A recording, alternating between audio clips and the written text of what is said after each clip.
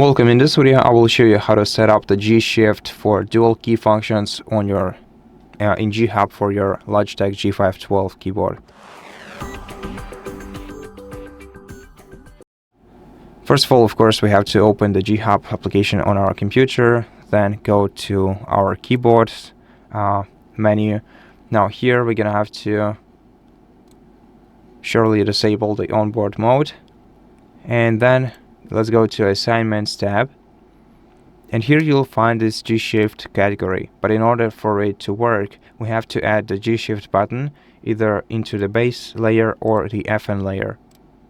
So to add this G-Shift button into base layer, for example, we have to select any key on our keyboard, click on it and select Remap to G-Shift. Okay, and right now the right Alt key is the G-Shift button, and right now we can actually remap buttons in G-Shift mode, and we'll be using our right Alt button as a modifier key. So as an additional key, you just hold down the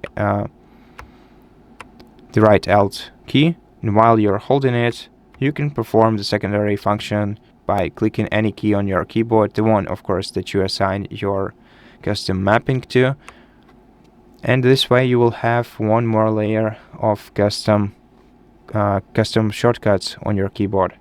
And that's basically how we do it. Thank you for watching this video. If it helped you, please consider subscribing to our channel, leave us a like in the comment below, and I'll see you in the next one.